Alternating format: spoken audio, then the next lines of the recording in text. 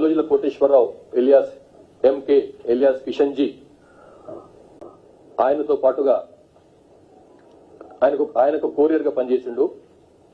అప్పుడు మల్లోజుల కోటేశ్వరరావు కరీంనగర్ జిల్లా కమిటీ సెక్రటరీగా పనిచేసిండు సిపిఎంఎల్ పీడబ్ల్యూ పార్టీకి. 1980 నుంచి పార్టీకి ఒక నమ్మకమైనటువంటి కొరియర్ గా పనిచేస్తూ వచ్చిండు ప్రసాదరావు. 1980లో దండకారణ్య ప్రాంతంలో మల్లాది రాజిరెడ్డి నాయకత్వంలో పనిచేస్తున్నటువంటి సాయుధ దళంలో చేరి ఆ టైంలో చేరిన టైం తర్వాత కొన్నాళ్లకు అదే సంవత్సరంలో 1980లో భోపాలపట్నం పోలీసులు అరెస్ట్ చేసినారు బిజాపూర్ జిల్లా. తర్వాత జగదల్పూర్ లో కొన్నాళ్లు గడిపిండు. జైలు నుంచి విడుదలైన తర్వాత మళ్ళీ 1981లో సిపిఎంఎల్ పీడబ్ల్యూ అప్పటి పార్టీ దాంతో కాంటాక్ట్ మళ్ళా ఏర్పాటు చేసుకుని ఆస్వాబాద్ దళం అప్పుడు ఉండేది, గజ్జల గంగారాం అన్న పేరు ఆయన దానికి కమాండర్ గా ఉండేవాడు. ఆ దళంలో చేరిండు.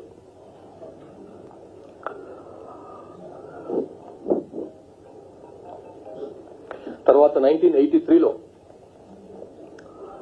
సిర్పూర్ దళంలో కమాండర్ గా ఎదిగిండు. అక్కడనే సిర్పూర్ దళం కమాండర్ గా 1987 వరకు పనిచేసిండు. 1987లో ఆదిలాబాద్ జిల్లా డిస్ట్రిక్ట్ డివిజనల్ కమిటీకి మెంబర్ గా, ఆ కమిటీలో డివిజనల్ కమిటీ మెంబర్ గా పదోన్నతి పొందిండు అనమాట. అట్లా 1982 వరకు డివిజనల్ కమిటీ మెంబర్ గా ఉండి 1992లో సెక్రటరీ అండ్ ఆదిలాబాద్ జిల్లా డివిజనల్ కమిటీకి సెక్రటరీగా నియమించబడిండు. 95లో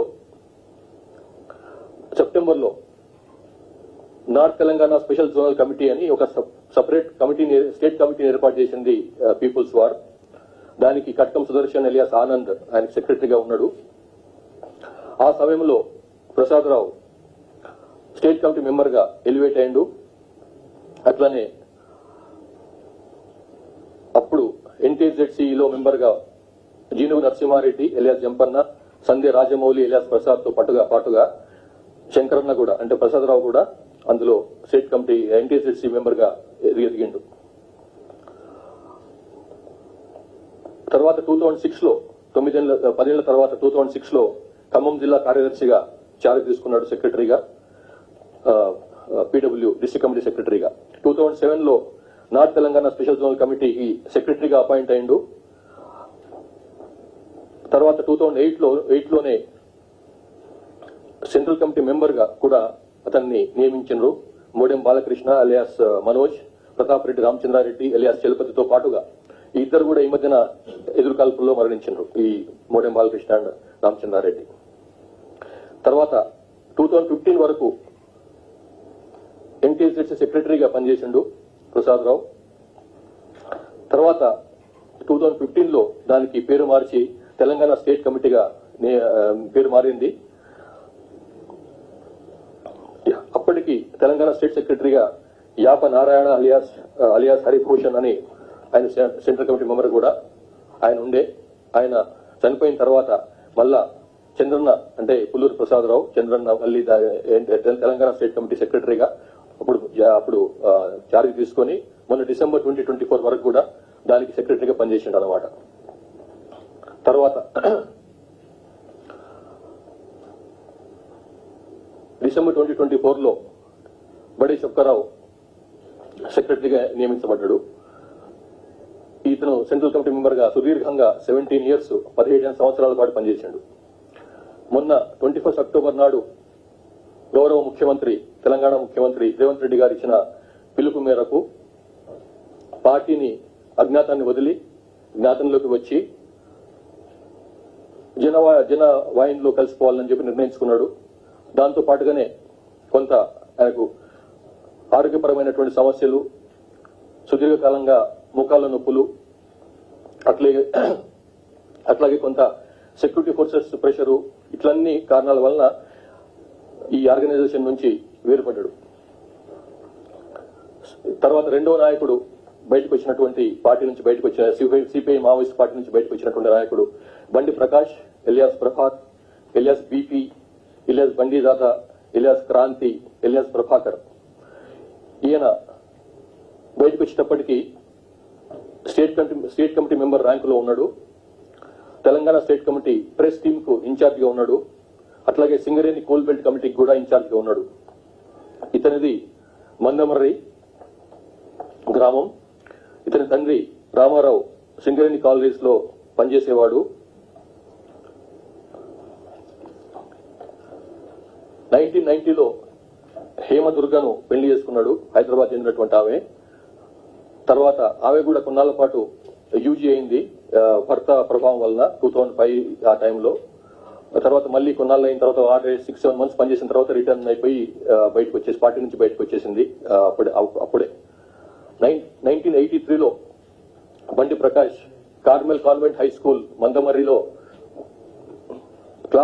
7th క్లాస్ చదువుతున్నప్పుడు, 7వ తరగతి చదువుతున్నప్పుడు ఈ పార్టీ పట్ల, సిపిఐ మావోయిస్ట్ పార్టీ ముఖ్యంగా రాడికల్ యూత్ లీగ్ పట్ల ఆకర్షితుడైపోయాడు. అప్పుడు స్టడీస్ ని ఆపేసుకొని రాడికల్ యూత్ లీగ్ లో జాయిన్ అయిపోయాడు. తర్వాత 84లో పుల్లూరి ప్రసాదరావు ఎలియాస్ చంద్రన్న నాయకత్వం వహించినటువంటి కమాండర్ గా ఉన్నటువంటి సిర్పూర్ ఆర్మర్ దళంలో, సిర్పూర్ సాయుధ దళంలో చేరిండు 1984లో. తర్వాత 1984లో ఒక విటి అబ్రహాం అనే ఒక సిపిఐ నాయకుని హత్యలో ఇతను పాల్గొన్నాడు. తర్వాత అతన్ని అరెస్ట్ చేసిండ్రు.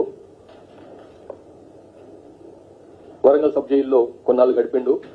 తర్వాత నల్లా ఆదిరెడ్డి, ఎలియాస్ శ్యామ్, మహమ్మద్ హుసేన్, ముంజల రత్నయ్య గౌడ్ వీళ్లతో పాటుగా అప్పుడు ఆదిలాబాద్ జైలు బ్రేక్ ఒకటి జరిగింది. ఆదిలాబాద్ జైలు గోడలను తప్పించుకున్నారు. అక్కడ జైలు నుంచి గోడలను కూలగొట్టి అప్పుడు తను కూడా వాళ్ళ వెంబడి తప్పించుకున్నాడు. తర్వాత 88లో అది. తర్వాత మళ్ళీ మంగిదలంలో జాయిన్ అయిపోయాడు 89లో. కొన్నాళ్ల పాటు పార్టీని వదిలి హైదరాబాద్ లో మేసన్ పని చేసిండు. మళ్ళీ 1992లో ఆ పాత అబ్రహాం కేసులో మళ్ళీ అరెస్ట్ అయ్యిండు 1992లో. తర్వాత కన్విక్షన్ అయింది, జైలు జీవితం గడిపిండు ఒక 12 ఏళ్ల పాటు. తన 15th ఆగస్టు 2004 నాడు ప్రభుత్వం మెర్సీ గ్రౌండ్స్ పైన ఖైదీలను జైలు నుంచి విడుదల చేసినప్పుడు దాంతో పాటు ఆయన కూడా విడుదలయ్యి మళ్ళీ పార్టీతో కాంటాక్ట్ ఏర్పాటు చేసుకున్నాడు.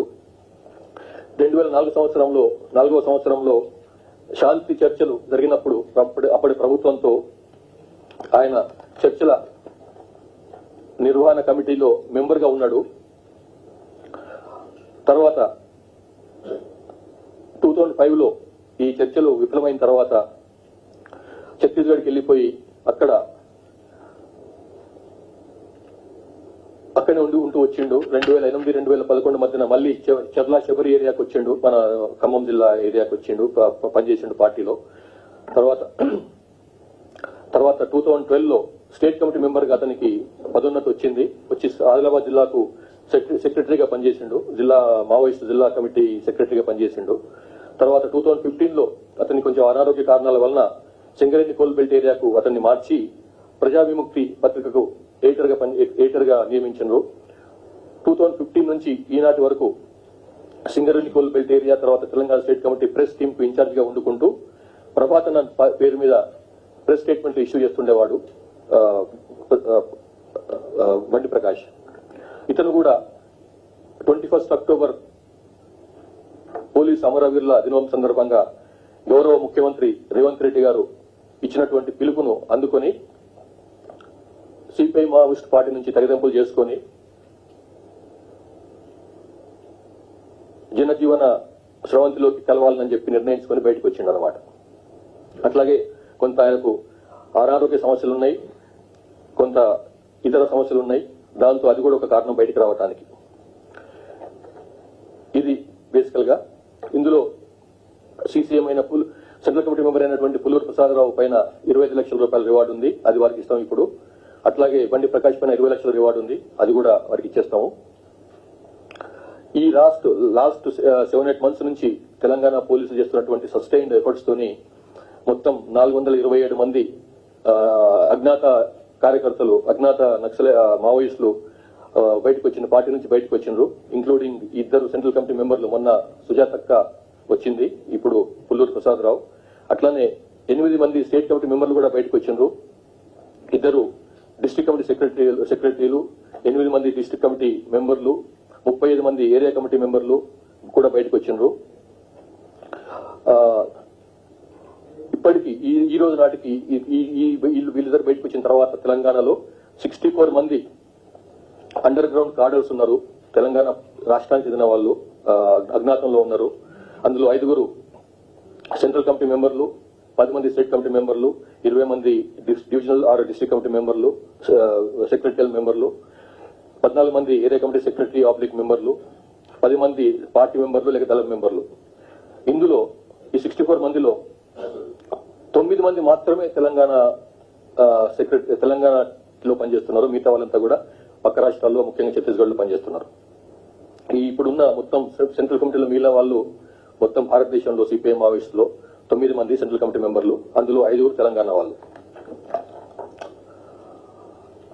సో వీరిని సిపిఐ మావోయిస్ట్ పార్టీని వదిలి బయటకు వచ్చినందుకని చెప్పి అభినందిస్తూ వారికి స్వాగతిస్తున్నాం. Thank you very much.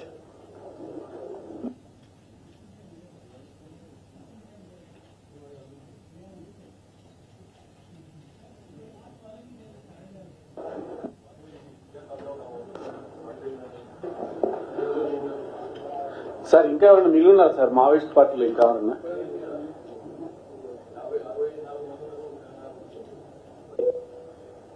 మంది తెలంగాణ నుంచి ఇంకా యూజీలో ఉన్నారని చెప్పినాను కదా. ఇప్పుడు వీళ్ళ మీద ఎవరైతే లొంగిపోయారో వాళ్ళ మీద యాక్షన్ తీసుకున్నారని చెప్పేసి కొన్ని ప్రకటనలు వస్తున్నాయి కదా సార్. ఎవరైతే లొంగిపోతున్నారో వాళ్ళ మీద యాక్షన్ తీసుకున్నారని చెప్పి కొన్ని ప్రకటనలు వస్తున్నాయి కదా సార్. దాని మీద మీరు ఏమంటారు? లొంగిపోయిన వాళ్ళ మీద తీసుకోవడం అంటే ఇంకా చాలా వాళ్ళ అంటే సిద్ధాంత బలం ఎంత పడిపోయిందో అర్థమైపోయింది. అది వాళ్ళ ఇష్టంతో బయటకు వచ్చినప్పుడు వాళ్ళ మీద యాక్షన్ తీసుకుంటాం అంటాం కరెక్ట్ కాదు. సో వాళ్ళను ఎట్లా కాపాడుకోవాలో మాకు తెలుసు. ఈ ప్రొటెక్షన్ ఉంటుంది సార్ వాళ్ళకి. Yes, thank you sir. Sir, ఇది ఛత్తీస్గఢ్, మహారాష్ట్రలో సరెండర్ అయ్యే వాళ్ళందరూ వెపన్స్ తో సరెండర్ అవుతున్నారు సార్. మన దగ్గరికి వచ్చేసరికి ఏమో వాళ్ళు ఉత్త ఖాళీ చేతులతో వస్తున్నారు. బట్ బయటకు వచ్చడం ముఖ్యం కదా, వాళ్ళు బయటకు రావడం ముఖ్యమో, వ్యవస్థ వచ్చినా కాదన్నది ఇష్యూ కాదు అక్కడ సార్.